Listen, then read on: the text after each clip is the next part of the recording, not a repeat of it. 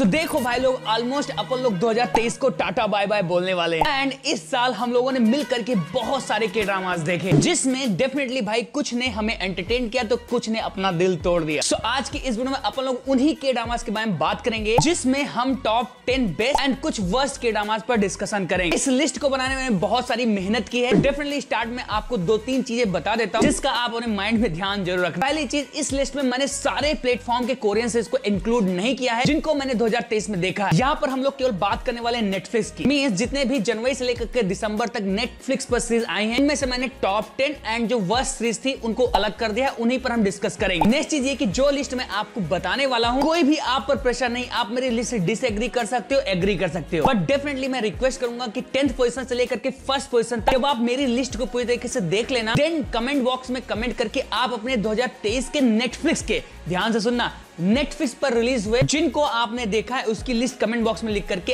Ranking wise आप भी जरूर बताना। लेकिन ध्यान सुनो, पहले मेरी list soon low and I am very sure कि जो फर्स्ट पोजीशन है वो बहुत सारे लोगों को शॉक कर सकती है। थोड़ा सा दिल थाम करके इस वीडियो को ट्राई करना। प्लीज, बहुत सारी मेहनत की है, रात में बैठ करके मैंने इस लिस्ट को बनाया है, तो अंत तक जरूर देखना जिससे कि मेरी भी मेहनत सफल हो जाए। शुरुआत करते हैं सबसे पहले बेस्ट से, फिर उसके बाद अपन लोग वर्स्ट पर आएंगे। भाई 10th पोजीशन पर जो मैंने बेस्ट के ड्रामा रखा है उसका नाम है डूना। एक लव स्टोरी थी, थोड़ा सा कैची टाइप की एंड स्टाइलिश वे के साथ प्रेजेंट की गई थी, जो कि बहुत सारे ऑडियंस को कनेक्ट करे। इसके ड्रामा का एक और फैक्टर था जिसकी वजह से मैंने 10th पोजीशन पर इसको रखा है, वो है बेसुजी। बवाल दिख रही थी एंड जिस हिसाब से उसने एक्टिंग किया है, 10th पोजीशन तो डिजर्व करती है। 9th पोजीशन मेरे लिए थोड़ा सा टफ था, इसलिए मैंने वहां पर 2 के ड्रामास को रखा है, जिसमें से डेफिनेटली पहला आता है love to hate you. Then दूसरा जो मैंने 9th पोजीशन पे के ड्रामा रखा है उसका नाम है क्वीन मेकर। पॉलिटिकल थ्रिलर था एंड इसने भी अच्छा खासा एक एक्सपीरियंस दिया कोरिया की पॉलिटिक्स को दिखा करके, एंड उसकी वजह से इसको मैंने 9th पोजीशन पर टाई अप कराया है love to hate you. But जो 8th पोजीशन था मेरी लिस्ट का, वो बहुत ज्यादा इंटरेस्टिंग था एज कंपेयर टू 9, क्योंकि यहाँ पर मैंने फिर से 2 के ड्रामास को टाई अप कराया। देख रहा हूं ना कितना ज्यादा चैलेंजिंग था इस लिस्ट को बनाने में, बहुत सारे के ड्रामास ऊपर नीचे हो रहे थे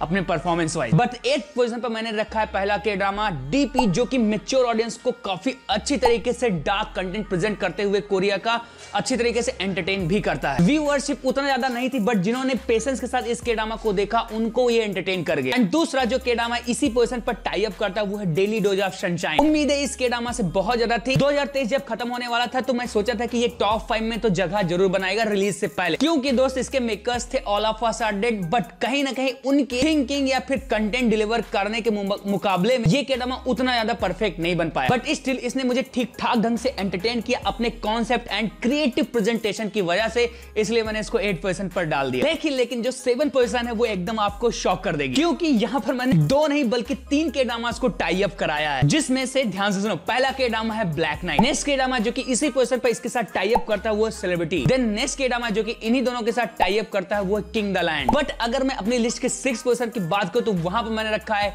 कौन सा, ए टाइम कॉल्ड यू। यस भाई, ये के ड्रामा जो था इस साल एक मोस्ट हाइप के ड्रामा था, एंड एक ऑडियंस या फिर कहूंगे न्यूट्रल ऑडियंस को अगर आप इस के ड्रामा को दिखाओगे जिसको टाइम ट्रेवल का कुछ भी आइडिया नहीं है, तो इसका जो कहानी का प्रेजेंटेशन है एंड जो कॉन्सेप्ट है उसके दिमाग का दही कर देगा। इसलिए मेरी लिस्ट में ये के ड्रामा कहीं ना कहीं 6th पोजीशन डिजर्व करता है।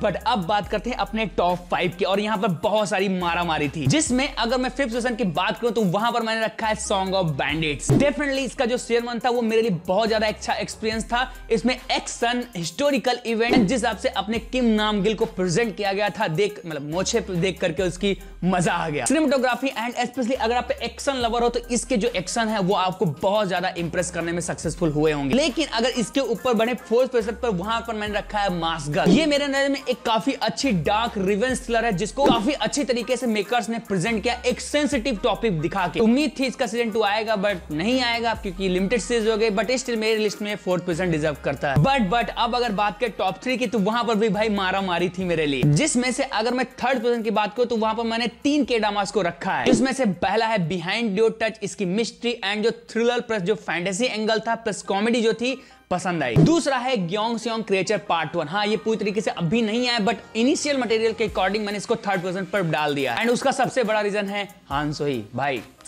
मस्त। लेकिन जो थर्ड के ड्रामा जो कि मैंने इसी पोजीशन पर रखा है, जिसको मुझे जहां लगता है कि बहुत सारी ऑडियंस नहीं देखा होगा, उसका नाम है क्रैश कोर्स इन रोमांस। बहुत सारी ऑडियंस नहीं देखा होगा क्योंकि ये अभी इसकी हिंदी डब नहीं हुई है, बट स्टिल अगर आपने इसको कोरियन लैंग्वेज में देखा होगा तो डेफिनेटली इस के ड्रामा का जो थीम एंड जो रोमांटिक एंगल था दिल जीत लिया होगा। बट भाई इसको साइड में रखकर अब अगर अपनी लिस्ट के सेकंड पोजीशन की बात करें तो वहां पर मैंने रखा है अपनी क्वीन का के ड्रामा द ग्लोरी। पार्ट 1 इसका पिछले साल आया था, बट जो पार्ट 2 है वो इसी साल आया था। मैं इसको पूरी तरीके से इसी साल का माल समझते हुए सेकंड पोजीशन पर डाल दिया। काफी अच्छी तरीके से रिवेंज स्टोरी को प्रेजेंट करता है एंड जो सेटअप प्रेजेंट करता है, अगर आपको रिवेंज टाइप की कहानियां देखना पसंद तो डेफिनेटली ये दिल आपका लेकर के जाएगा। बट अगर बात करें फर्स्ट पोजीशन की तो वो थोड़ा सा आपके लिए सरप्राइजिंग हो सकता है, क्योंकि यहां पर मैंने 2 के ड्रामास को रखा है, जिसमें से एक को काफी लोगों ने देखा होगा एंड दूसरे को कुछ ही लोगों ने देखा होगा। तो पहले मैं उस के ड्रामा का नाम बता देता हूं जो कि मुझे इस साल बहुत ज्यादा इंप्रेस किया अपनी कहानी, प्रेजेंटेशन, परफॉर्मेंस एंड मिस्ट्री की वजह से, बट काफी लोगों ने उसको नहीं देखा, जिसका नाम है भाई the good bad mother. Yes भाई, ये के ड्रामा मेरे लिए इस साल का एक बेस्ट या मैं बोलूं कि मास्टरपीस के ड्रामा था एंड बहुत अच्छा एक्सपीरियंस मेरे लिए साबित हुआ। माँ बेटे को लेकर के जिस हिसाब से इसकी कहानी को प्रेजेंट किया गया था एंड जो भाई परफॉर्मेंस दी थी एक्टर्स ने, भाई साहब मजा आ गया। बट प्रॉब्लम इसके साथ थी कि ये भी भाई हिंदी डब में हुआ नहीं, तो बहुत सारी ऑडियंस ने नहीं देखा होगा तो इसको साइड में रख देते हैं। लेकिन बात करते हैं उस के ड्रामा की जिसको आपने भी देखा होगा। कौन सा है वो? यस, मेरे लिए इस साल जो बेस्ट के ड्रामा साबित हुआ नेटफ्लिक्स का वो था ब्लड हाउंड। पर्सनली मैंने इस के ड्रामा को बहुत ज्यादा एंजॉय किया, फिर चाहे इसका एक्शन हो या फिर थीम हो या फिर जिस हिसाब से इसमें अपने एक्टर्स को प्रेजेंट किया गया था, देख करके मजा आया। एंटरटेनमेंट के लिए अगर आप क्लास में रहते हो तो आपके लिए ये एक बिंज वर्थी साबित हो सकता है अगर आपको एक्शन वगैरह देखना पसंद है। ओवरऑल ये थी मेरी टॉप 10 की बेस्ट लिस्ट, लेकिन अभी वर्स्ट बाकी है। बट आप इस लिस्ट से कितना एग्री करते हो, डिसएग्री करते हो, वर्स्ट वाइज सुन लो, उसके बाद कमेंट बॉक्स में लिख करके जरूर बता सकते हो। तो वर्स्ट की बात करें तो वहां पर मैंने केवल 4 के ड्रामास को सिलेक्ट किया जो कि थोड़ा सा डिसअपॉइंट कर गए मुझे, जिसमें से जो फोर्थ पोजीशन पे है वो एक अनस्क्रिप्टेड सीरीज जिसके लिए मैं बहुत ज्यादा एक्साइटेड था, उसका नाम है ज़ॉम्बी वर्ल्ड। पूरी तरीके से भाई इसने दिल तोड़ दिया। थर्ड पोजीशन पे मैंने रखा है see you in my 90th life. इसने भी कहीं ना कहीं भाई अपने कंटेंट के अकॉर्डिंग डिसअपॉइंट ही किया मुझे पर्सनली। सेकंड पोजीशन और थोड़ा सा डिसअपॉइंटिंग था जिसका नाम था destined with you. Second position पे मैंने इसको इसलिए रखा है क्योंकि इसके मेकर्स उतना ही ज्यादा कंफ्यूज थे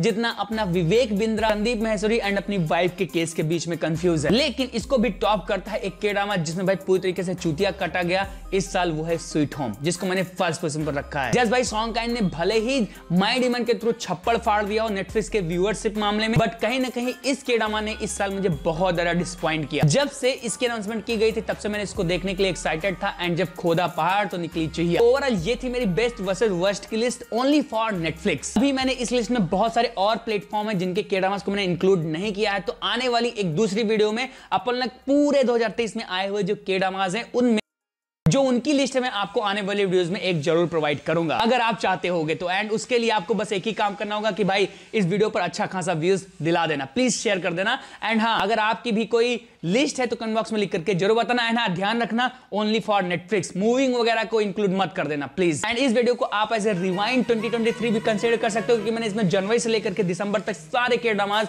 जो कि नेटफ्लिक्स पे आए थे इंक्लूड करके मैंने आपको बता दिया है, कुछ को छोड़ करके जो कि डिजर्व नहीं करते थे इस लिस्ट में। आपको कैसी लगी ये लिस्ट कमेंट बॉक्स में लिखकर बताना। मेरी वीडियो अच्छी लगी उसको लाइक करना, सब्सक्राइब करना, ऐसे देखिए। बाकी मैं फिर सुनता हूं वीडियो में। Till then bye bye.